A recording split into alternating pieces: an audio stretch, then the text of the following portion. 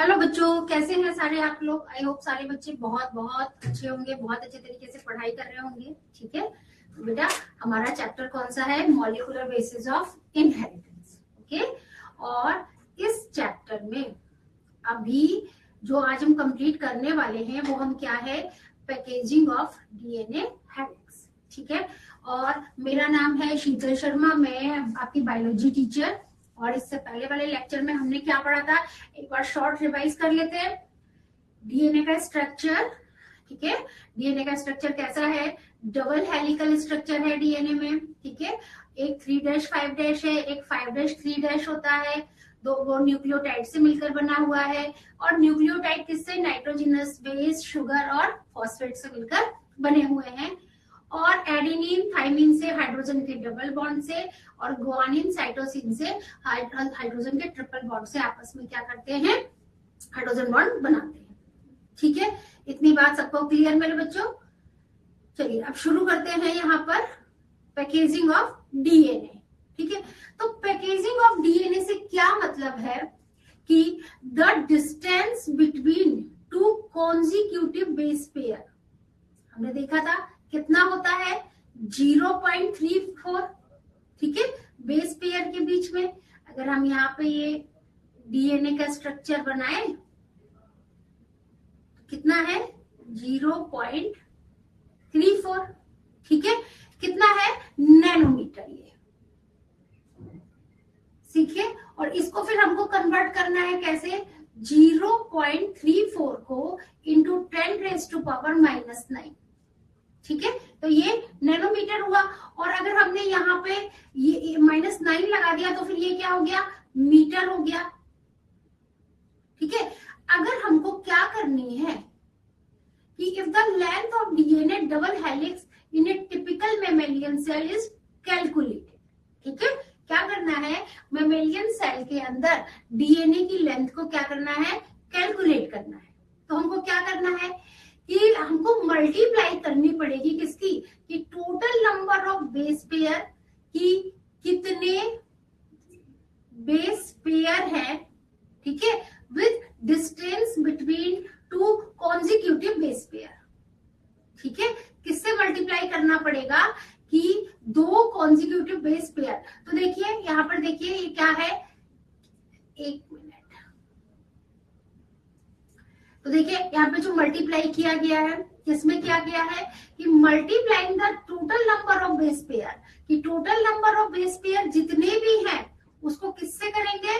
With distance between. तो total number of base pair कितना है बच्चों? 6.6। ठीक है, कितना है? 6.6 इंटू 10⁻⁹। ठीक है, और इसकी मल्टीप्लाई हम किससे कर देंगे? जो उनके बीच में with distance between two consecutive base pair. ठीक है, तो कितना डिस्टेंस है? 0.34 इंटू 10⁻⁹। तो कितना आया? 2.2 मीटर। कितनी बात समझ में आ गई? ठीक है, तो इस तरीके से हम क्या कर सकते हैं? ठीक है, क्या कर सकते हैं? हमको क्या निकालनी है? 2.2 मीटर क्या आई? ठीक है, क्या आई? लेंथ ऑफ द डीएनए की total number of base pair और मल्टीप्लाई बाय कि उनके बीच में जो टोटल डिस्टेंस है। ठीक है, चलिए अब आगे चलते हैं। अब यहाँ पे ये देखिए कि length that is far greater than the dimension of A typical, कि डीएनए की लेंथ देखिए 2.2 मीटर कितना लंबा होता है। देखिए इतना तो 1 मीटर होता है, इस तरीके से तो नापते हैं कपड़े वाले। और देखिए कितना आ रहा है ये? 2.2। तो यहाँ पे जो लेंथ है ये क्या है? That is far greater than the dimension of A typical nucleus. ठीक है, कि अगर हम देखें तो एक, देखिए जैसे यहाँ पर ये न्यूक्लियस है। ठीक है, इस न्यूक्लियस के अंदर क्या है? ये डीएनए है। ठीक है, हालांकि डीएनए किसके ऊपर होता है? क्रोमोसोम के ऊपर होता है। तो फिलहाल जो हम बात कर रहे हैं वो किसकी कर रहे हैं? डीएनए की। तो कितनी ज्यादा इसकी लंबाई होती है? अगर देखें हम न्यूक्लियस, तो न्यूक्लियस कितना है? Approximately 10⁻⁻⁶ metre. ठीक है, चलिए अब आगे देखिए, आगे इसमें क्या है कि अगर प्रोकैरियोट जैसे ई कोलाई में न्यूक्लियस नहीं है और DNA is not scattered through the cell, ठीक है, तो यहाँ पे क्या है कि हमने देखा कि यहाँ पे मैंने एक स्ट्रक्चर बनाया, किस चीज का स्ट्रक्चर बनाया, ई कोलाई का, ठीक है। इनमें क्या है, ई कोलाई के अंदर कोई न्यूक्लियस नहीं होता, लेकिन इसमें क्या है कि डीएनए का स्ट्रक्चर इस तरीके से होता है जिसको हम क्या बोलते हैं, न्यूक्लियोइड, ठीक है, जिसको हम क्या बोलते हैं, न्यूक्लियोइड बोलते हैं। तो इसमें कोई न्यूक्लियस, सॉरी, इसमें न्यूक्लियस नहीं है, लेकिन क्या है, डीएनए है, ठीक है। डीएनए बच्चों कैसा होता है, नेगेटिवली चार्ज्ड,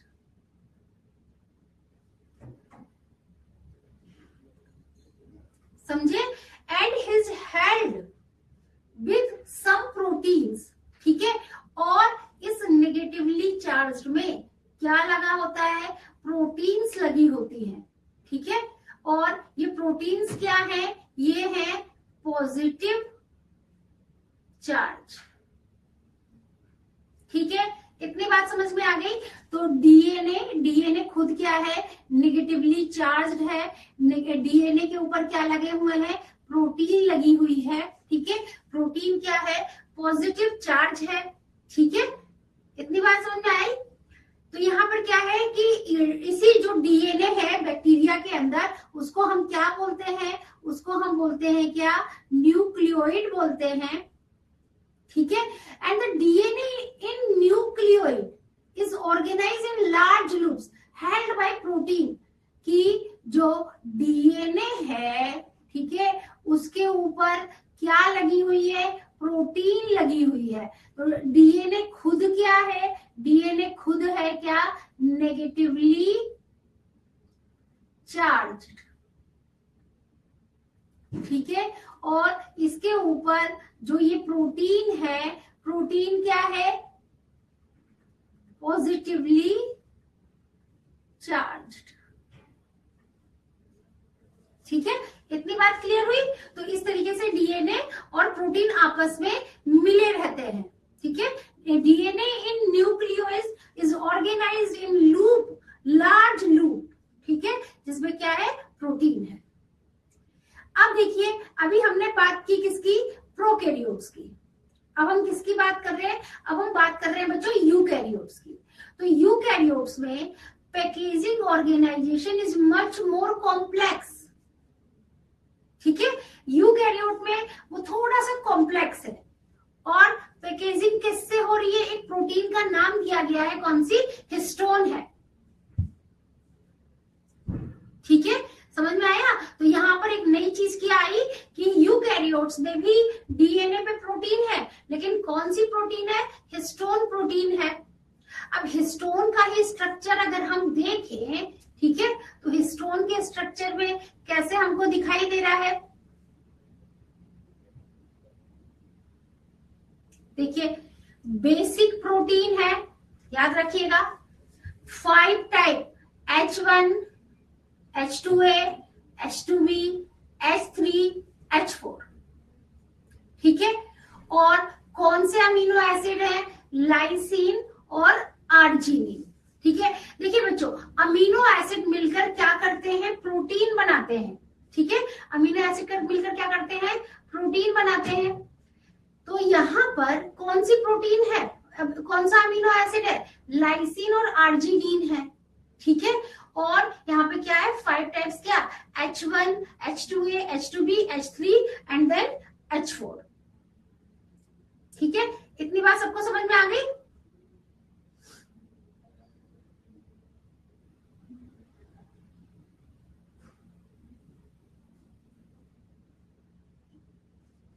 चलिए, इसके बाद में देखो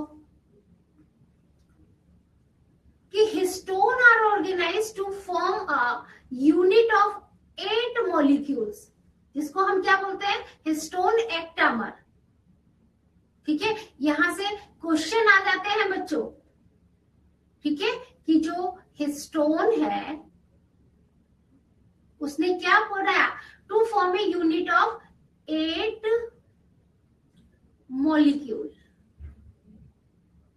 ठीक है, और इसको हम क्या बोलते हैं, इसको हम बोलते हैं क्या, हिस्टोन ऑक्टामर। समझे, तो क्या है, किससे, 8 मॉलिक्यूल, और 8 मॉलिक्यूल को क्या बोलते हैं, हिस्टोन ऑक्टामर। अब आगे देखिए कि DNA negatively charged, wrapped around the positively charged histone। ठीक है, कि डीएनए, ठीक है, ये क्या है, ये डीएनए है। समझे, डीएनए के ऊपर क्या लगा हुआ है, ये प्रोटीन लगा हुआ है। समझे, डीएनए खुद क्या है, डीएनए खुद है नेगेटिव, और जो ऊपर लगा हुआ है ये क्या है, पॉजिटिव। ठीक है, क्या है, तो negative DNA is wrapped around the positively charged histone octamer. तो अब ये दोनों मिलकर क्या कर रहे हैं, ये मिलकर बना रहे हैं, क्या बना रहे हैं, न्यूक्लियोसोम। ठीक है, क्या बनाया इन्होंने, न्यूक्लियोसोम बनाया। ठीक है, फिर क्या हुआ कि अगर हम न्यूक्लियोसोम देखें तो देखिए contains 200 base pair of DNA helix. ठीक है, क्या बात समझ में आई कि जो न्यूक्लियोसोम है उसमें क्या है, 200 बेस पेयर है, किस चीज के, डीएनए हेलिक्स के। ठीक है, न्यूक्लियोसोम में, और nucleosome constitute the repeating unit of A structure in nucleus. ठीक है, क्या समझ में आ रहा है कि न्यूक्लियोसोम जो है उसमें क्या है, constitute the repeating unit of A structure in nucleus called chromatin. तो देखो बेटा, देखिए ये मैंने क्या बनाया, न्यूक्लियस, इस न्यूक्लियस के अंदर क्या है, ये क्रोमेटिन। ठीक है, न्यूक्लियस के अंदर क्या है, ये क्रोमेटिन है। ठीक है, chromatin thread like stand colour bodies in the nucleus. ठीक है, तो ये क्या है, दिस इज न्यूक्लियस, और न्यूक्लियस के अंदर क्या है, ये क्रोमेटिन। ठीक है, अब इसके बाद क्या हुआ, देखो यहां पर कि जो ये न्यूक्लियोसोम है क्रोमेटिन में, समझे, तो देखिए ये क्रोमेटिन है। अब इस क्रोमेटिन के ऊपर क्या है, ये क्या है, न्यूक्लियोसोम।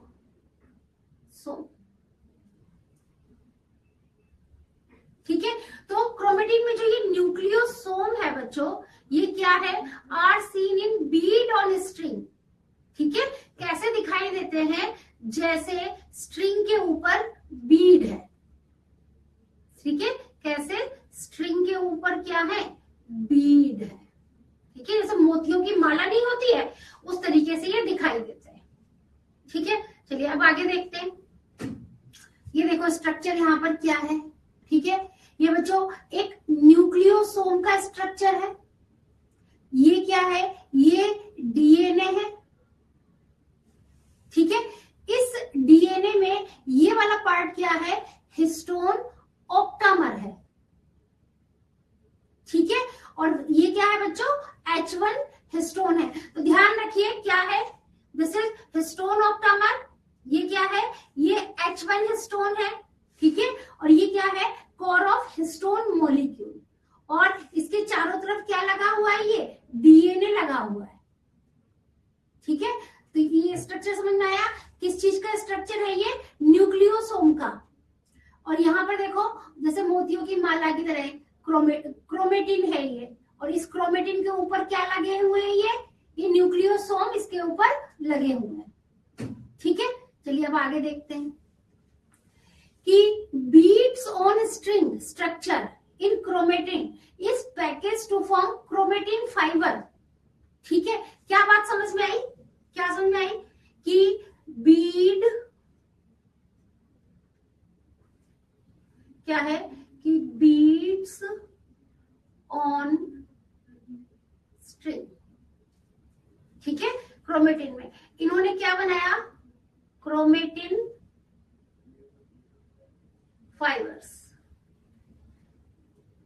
ठीक है, फिर क्या हुए? ये क्वाइल्ड हुए और साथ में क्या?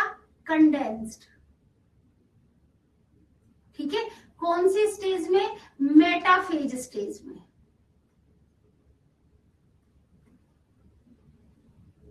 है ना? और फिर उन्होंने क्या बनाया? उन्होंने बनाया क्या? क्रोमोसोम। बात इतनी क्लियर? तो यहां पर हम देख रहे हैं, क्या देख रहे हैं कि बीड्स ऑन स्ट्रिंग। ठीक है, क्रोमेटिन थ्रेड पे बीड्स लगे हुए हैं, बीड मतलब न्यूक्लियोसोम। फिर वो क्या बना रहे हैं? क्रोमेटिन फाइबर बना रहे हैं। फिर वो कंडेंस हो गए कौन से? Metaphase stage. मेटाफेज स्टेज कौन सा है? सेल डिवीजन का प्रोफेज, मेटाफेज। और फिर उन्होंने क्या बनाया?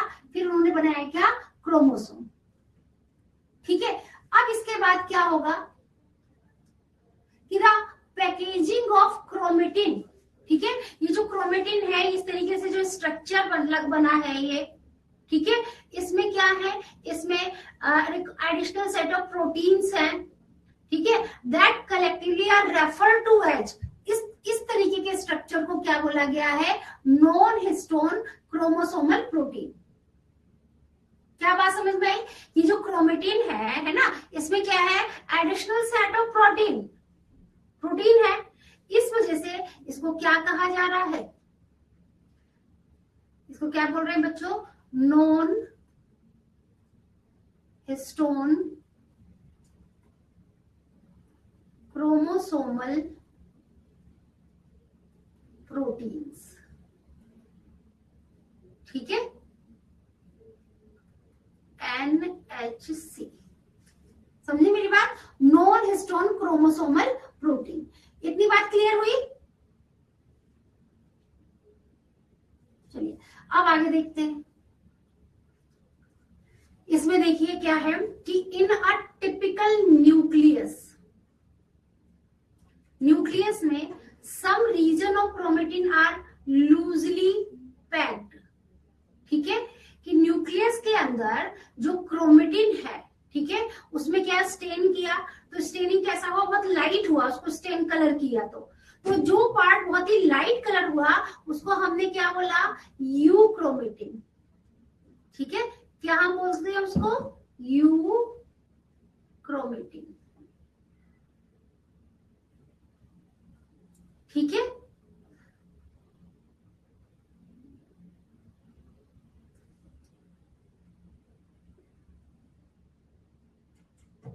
फिर क्या हुआ इसके बाद में?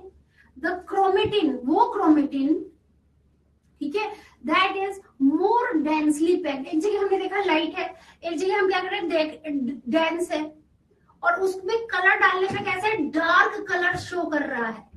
ठीक है, तो वो क्या है? वो हेट्रोक्रोमेटिन है। और बच्चों यू क्रोमेटिन क्या है? एक्टिव है, और जबकि हेट्रोक्रोमेटिन क्या है? इनएक्टिव है। ठीक है, तो हम इसको ऐसे लिखते हैं क्या? यू क्रोमेटिन क्या है? एक्टिव। ठीक है, और साथ ही हेट्रोक्रोमेटिन क्या है? इनएक्टिव। ठीक है, इतनी बात सही समझ में आ गई? चलिए आगे देखते हैं।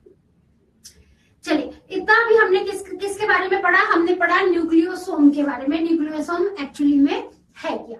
अब हम क्या पढ़ रहे हैं? Transforming principle. ठीक है, तो एक बार बेटा जरा इसको पढ़ते हैं, फिर जरा समझते हैं, है ना? देखिए इसमें क्या है कि ग्रिफिथ एक साइंटिस्ट थे। ठीक है, ग्रिफिथ कौन थे? एक साइंटिस्ट थे। तो हम इसमें ये भी बोल सकते हैं क्या था कि सर्च फॉर जेनेटिक मटेरियल। ठीक है। तो यहाँ पर जब इतना सब मतलब पहले वो मेंडल के बारे में आपने पढ़ा, सटन बॉबरी के बारे में पढ़ा, मॉर्गन के बारे में पढ़ा, इतना सब कुछ पढ़ा, धीरे धीरे रिसर्च हो रही है, सबके बारे में पढ़ रहे हैं, ठीक है। तो यहाँ पर कि the question of what molecule was actually the genetic material, but ये नहीं पता चल पा रहा था कि एक्चुअली में कौन सा ऐसा मॉलिक्यूल है जो किसकी तरह काम कर रहा है, जेनेटिक मटेरियल की तरह, ठीक है। तो एक एक्सपेरिमेंट दिया गया, कौन सा, ट्रांसफॉर्मिंग प्रिंसिपल, किसने दिया था, ग्रिफिथ ने, ठीक है। तो कब, इसको हम देखते हैं,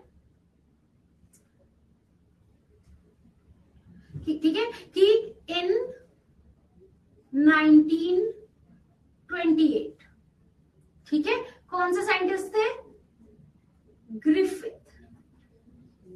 ग्रिफिथ ने क्या करा, इन ए सीरीज ऑफ एक्सपेरिमेंट्स, ग्रिफिथ ने क्या किया बच्चों, एक्सपेरिमेंट्स किए, ठीक है, किसके साथ किए, विद स्ट्रेप्टोकोकस,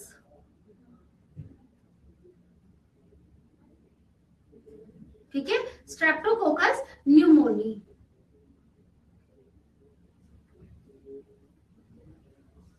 क्या था बेटा, ये थी बैक्टीरिया, ये एक टाइप का बैक्टीरिया था जो किस चीज के लिए रिस्पॉन्सिबल था, ठीक है, ये क्या था, बैक्टीरिया था रिस्पॉन्सिबल फॉर निमोनिया। इससे क्या हो रहा था, न्यूमोनिया,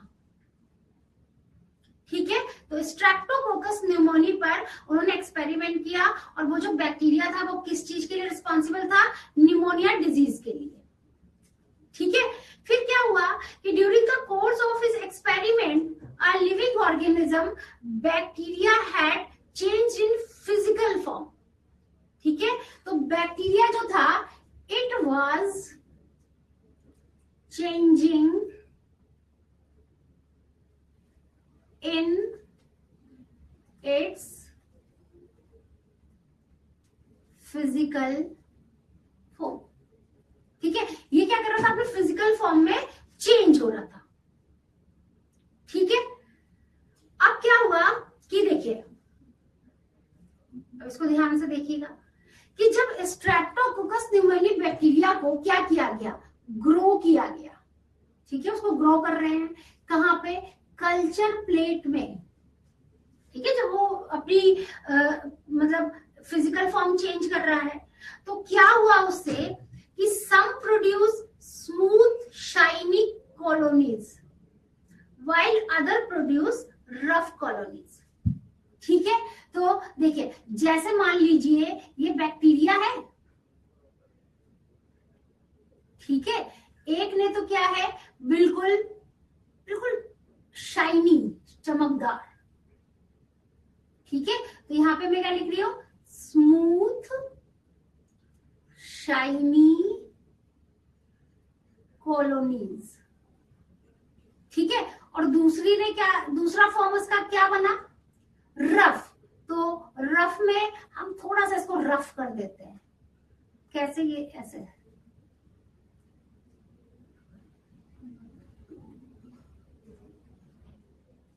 ठीक है, रफ। तो रफ क्या, रफ का क्या बोला गया, ये देखिए, रफ कॉलोनीज,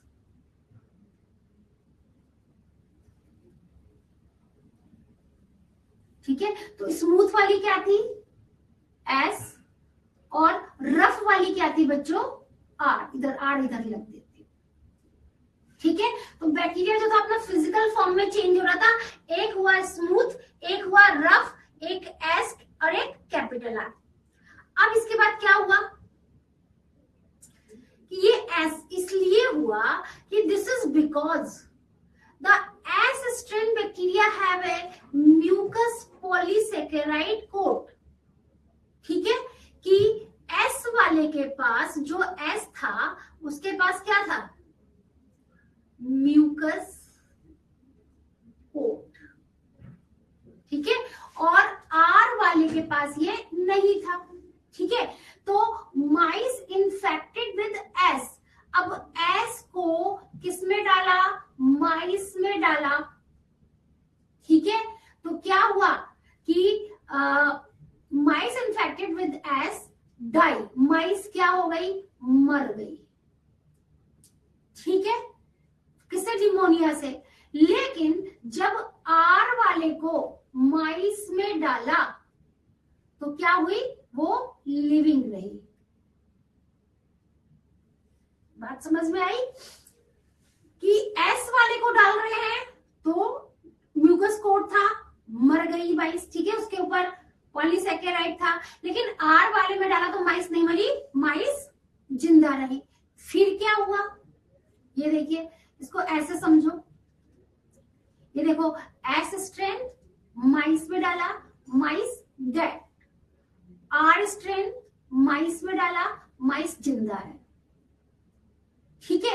अब क्या करेंगे, जो एस वाला था ना उसको थोड़ा गर्म किया, फिर माइस में डाला, माइस पे कोई फर्क ही नहीं पड़ा, जिंदा रही।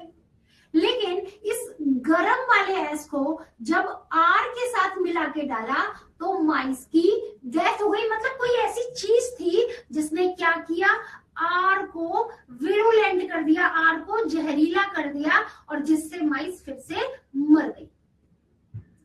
अब इसके बाद देखिए यहां पर, ये विरुलेंट है, पॉइजनस, माइस में डाला, माइस डेड। कौन सी वाली है ये देखिए एस। फिर क्या है, ये आर, आर को डाला, जिंदा है। फिर एस को गरम करके डाला, माइस जिंदा है। लेकिन फिर एस को, एस कैसा, हीट किल्ड है, गरम, और फिर साथ में आर को डाला तो माइस क्या हो गई, डाइड हो गई। मतलब वो वापस से उसके अंदर कुछ ऐसा हो गया जिसने आर को क्या कर दिया, विरुलेंट कर दिया। विरुलेंट मतलब पॉइजनस, ठीक है। फिर इसके बाद क्या हुआ, तो इससे क्या कंक्लूजन निकला कि he concluded that R strain bacteria had somehow been transformed, कि जो आर वाला था उसके अंदर कुछ चेंज हुआ। किससे चेंज हुआ, हीट किल्ड एस स्ट्रेन से, एस वाले से कुछ चेंज हुआ, ठीक है। तो यहाँ पे कौन सा प्रिंसिपल लगा, ट्रांसफॉर्मिंग प्रिंसिपल। मतलब एक स्टेज से दूसरे स्टेज में चला गया, ट्रांसफॉर्म हो गया। कहां से, हीट किल्ड एस से उसने क्या करा, had enabled the R strain, उसने एस वाले हीट किल्ड एस ने आर को क्या कर दिया, इनेबल कर दिया to synthesize a smooth polysaccharide coat and become virulent. क्या मतलब है इसका, कि हमने क्या लिया, देखिए, हीट किल्ड, ठीक है। हीट किल्ड मतलब एस, इसको किस में डाला, आर में। आर में क्या हो गया, ये आर क्या हो गया, विरुलेंट हो गया। इसके अंदर क्या बन गई, इसके अंदर बन गई बच्चों स्मूथ पॉलीसेकेराइड, जो हार्मफुल थी, स्मूथ पॉलीसेकेराइड, ठीक है। और जिससे क्या हुई, माइस की डेड हो गई, माइस डेथ, ठीक है। अब आगे चलते हैं, ठीक है। क्या है यहाँ पर कि this must be due to, क्यों हुआ, due to the transfer of genetic material, की जेनेटिक मटेरियल का ट्रांसफर होगा। लेकिन the biochemical nature of genetic material was not defined by his experiment. देखिए, लेकिन फिर भी कितना इंपॉर्टेंट एक्सपेरिमेंट कर गए थे वो। I should give respect all the everyone, ठीक है। तो but he did not tell about the biochemical nature of genetic material, ठीक है। उन्होंने क्या नहीं बता पाए, बायोकेमिकल नेचर नहीं बता पाए, किसका, जेनेटिक मटेरियल का, ठीक है। अब देखिए उसके बाद में हमें कितने साइंटिस्ट दिखाई दे रहे, 3। एवरी मैक्लियोड मैककार्टी, इन्होंने क्या किया, they purified biochemicals protein, DNA, RNA purify किया डीएनए आरएनए प्रोटीन को, कहां से? From the heat killed S cell, ठीक है, वो सेल जो हीट किल्ड किया गया जिसकी वजह से माइस मरा नहीं था। और उसने देखा कि इनमें से कौन सी ऐसी चीज है जो क्या कर रही है, आर को किस में चेंज कर दे रही है, एस में। तो उन्होंने देखा कि DNA alone from S bacteria cause R bacteria to become transform, कि डीएनए ही ऐसा है जो क्या कर रहा है, आर को एस में चेंज कर रहा है। ठीक है, क्या बोला उन्होंने? एवरी मैक्लियोड एंड मैककार्टी, ठीक है, ही नोटिस्ड फ्रॉम, कहां से? हीट किल्ड एस बैक्टीरिया, ठीक है, उन्होंने क्या देखा? एवरी मैक्लियोड, मैककार्टी ने देखा कहां से? फ्रॉम हीट किल्ड बैक्टीरिया से, कि डीएनए ही पास हो रहा है और वो ही आरएनए को क्या कर रहा है? विरुलेंट कर रहा है। ठीक है, सॉरी इसको, आर को, ठीक है। चलिए आगे देखिए, अब इसको देखो बेटा, यहाँ पे क्या बोल रहे हैं, ठीक है, ये देखिए यहाँ पे हीट किल्ड एस, ये देखिए पिंक पिंक एस, और ठीक है, अब क्या करा कि इस एस में क्या कर रहे हैं बच्चों? एड प्रोटीनेज, यहां पे क्या डाला? दूसरे में आरएनएज, और तीसरे में क्या डाल रहे हैं? डीएनएज। तो फर्स्ट वाले में क्या, अब इसमें क्या डाला? ये ऑलरेडी जो हीट किल्ड एस था उसमें क्या डाल रहे हैं बच्चे? आर डाल रहे हैं, ठीक है। तो क्या हुआ, है ना, प्रोटीनेज डालने से क्या हुआ कि एस सेल एपियर दिखाई दे रही है, यहां पर आरएनएज डालने पर भी क्या है? एस सेल दिखाई दे रही है। लेकिन जब यहाँ पे डीएनएज डाला ना, तो एस सेल एपियर नहीं हुई, क्योंकि एस सेल ने क्या करा? आर सेल को क्या कर दिया? एक्टिव कर दिया। ठीक है, उन्होंने उसके डीएनए को इनेबल कर दिया। बात समझ में आई? तो एवरी मैक्लियोड मैककार्टी का एक्सपेरिमेंट आप समझे। लेकिन बच्चों अभी तक भी ना बहुत लोग सेटिस्फाइड नहीं हुए थे कि हाँ डीएनए ही जेनेटिक मटेरियल है। ठीक है, फिर किसने दिया? हार्शे एंड चेज ने, ठीक है, चेज से जो भी कह रहा है कह दो। इनके एक्सपेरिमेंट के बाद में किसी ने भी इंटरफेरेंस नहीं किया। इनके एक्सपेरिमेंट से कंप्लीटली प्रूव हो गया कि डीएनए ही जेनेटिक मटेरियल है। ठीक है, तो हार्शे चेज ने कब 1952 में प्रूव किया कि जो जेनेटिक मटेरियल है वो क्या है? डीएनए है। ठीक है, और इन्होंने काम किस पे किया था? वायरस पे, जिसको हम क्या बोलते हैं? बैक्टीरियोफेज, जो क्या करता है? बैक्टीरिया को इन्फेक्ट करता है। ठीक है, बैक्टीरियोफेज का मतलब क्या है? देखो ये क्या है? ये वायरस है। ठीक है, ये क्या है? ये बैक्टीरिया है। तो दिस इज वायरस, ये क्या है?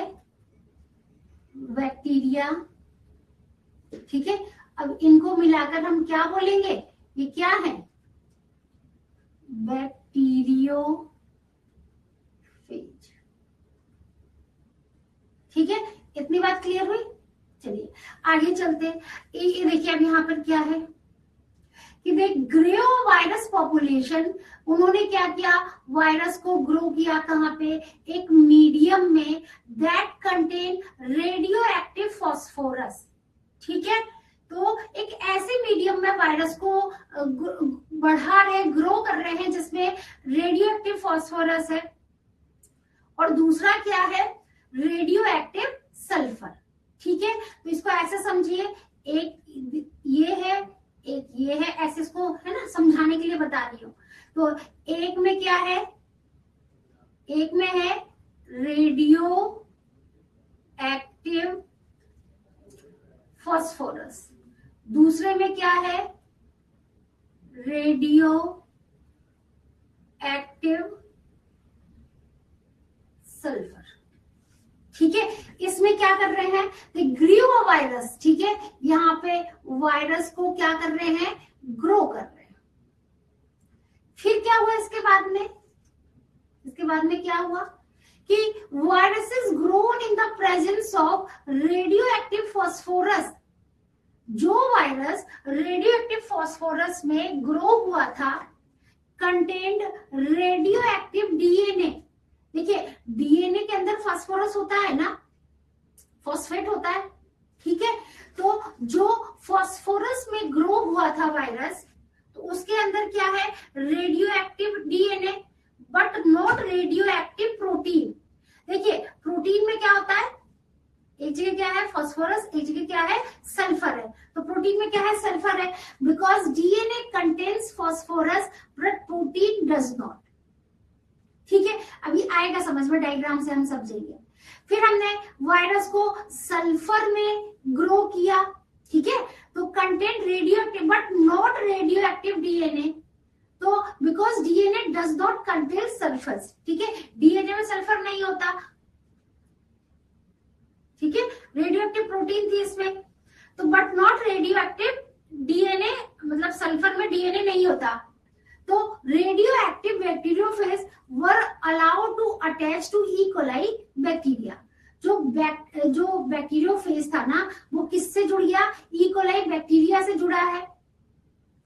और viruses grown in radio active sulphur में जो थे, ठीक है, contain radio but not radio active DNA, because DNA does not contain sulphur. ठीक है, अब इसके बाद में क्या हो रहा है,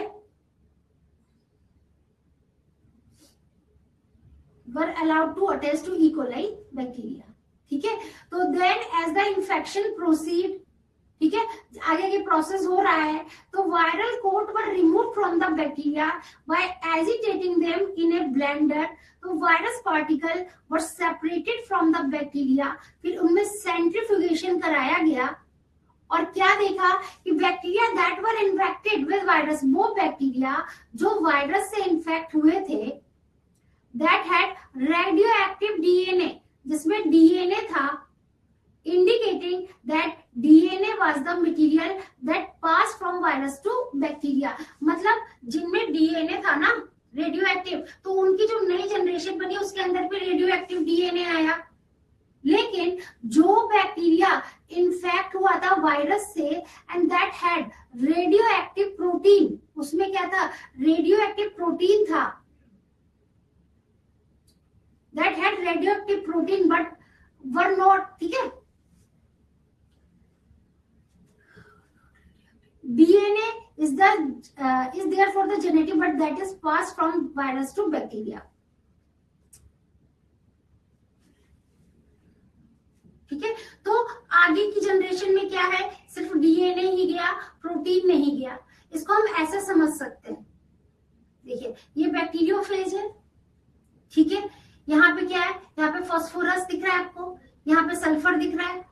तो ये वायरस जो है बैक्टीरिया से लग गया, ये वायरस भी किससे लग गया, बैक्टीरिया से लग गया। अब जो आगे जनरेशन आ रही है, इन्फेक्शन, ब्लेंडिंग, सेंट्रीफ्यूगेशन का ये जो प्रोसेस है, ठीक है, इसमें क्या देख रहे हैं कि आगे की जो सेल्स बने हैं ना, उसमें क्या है, रेडियो एक्टिव फास्फोरस डिटेक्ट किया गया है, ठीक है, लेकिन जो सल्फर में था ना, no radioactive detected in the cells, ठीक है, जो सल्फर में था उसमें आगे की जो सेल्स बनी है उसमें रेडियो एक्टिव नहीं डिटेक्ट किया गया, और जो फास्फोरस वाला था, ठीक है, उसमें आगे की सेल्स में रेडियो एक्टिव डिटेक्ट किया गया। इतनी बात समझ में आई।